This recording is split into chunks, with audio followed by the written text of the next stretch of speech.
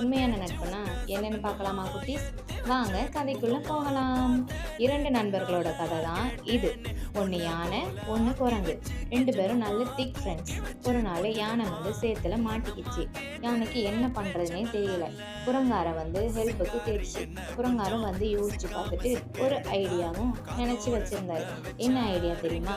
குரங்கார் வந்து யானையார 2 மரக்கிளைகள்லாம் சுத்தி தூக்கணும்னு நினைச்சிருந்தாரு.